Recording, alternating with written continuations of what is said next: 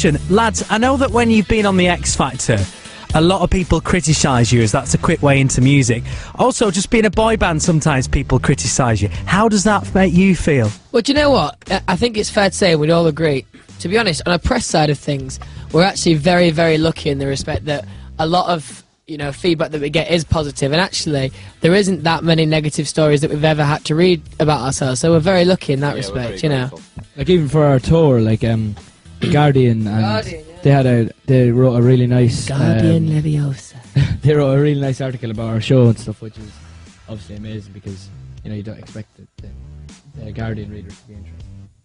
You imagine them all sat there smoking a pipe sometimes, don't you? And with the glasses on in Holmes Chapel, that's just Harry. But on Twitter we get I smoke a pipe. an incredible response on Total Access on Twitter for your songs, because we play them a hell of a lot. So I asked your fans for some questions. Lauren Tunisi says, if you were stranded on a desert island and you could pick three people or things to take with you, what would they be and why? Desert island. Should we pick one each? Well, we've only got three, so... Yeah, so we'll just... Bear Grylls. Yeah, Bear Grylls, standard option. An iPod. A boat? And massive speakers to play music through. A pair of armbands. That's four things. Super Noodles. Super Noodles. Trousers that you can poo in. Noodles. What was Adrian Charles. What was that you can poo in? Trousers that you can poo in. Carla has tweeted saying, have you ever thought to put some dancers in your performances? Carla's from Spain. I think I speak on behalf of all of us when I say that we aren't a dancing group. We can't dance very well, and I think whenever we try and dance, it looks like a drunk man trying to dance, but actually we're sober. Why don't you get some hot ladies to dance around you? That's what I'd be doing. Now we're talking. Hey? Harry S. Lovers says, if you were given the last minute on Earth, what would you do? I've got 60 seconds. 60 seconds? 60 seconds to do something.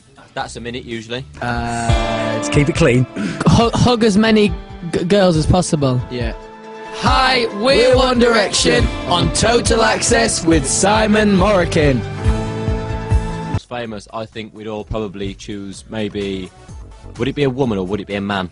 Because if it was a man, it would be Barack Simon Obama. Cowell. Yeah, you could, for example, be a woman like Cheryl Cole, run to the mirror and look at yourself naked. Or you could be someone like Russell Brand, because he can get away with doing absolutely anything in the press. Can I ask... So you could just have a day of absolute Anarchy. chicken orientalness. Could I ask why you would hug Simon Cowell? That was Liam. Oh no, I didn't say hug. Oh, if you could hug, I thought it was if you could be a celebrity. Why would you be Simon Cowell for the day? Because he's got lots of pennies. Just imagine what you could... Chocolate buttons. It's not all about money, Liam. No.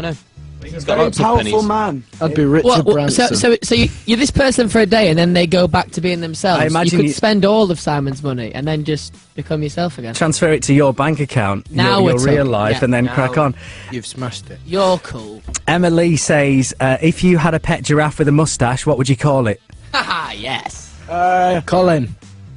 Farrell. Great Ringo. Ow! Muchachos. Ed Sheeran. Annalise Tomlinson says, what's your most awkward moment you've had on stage yet?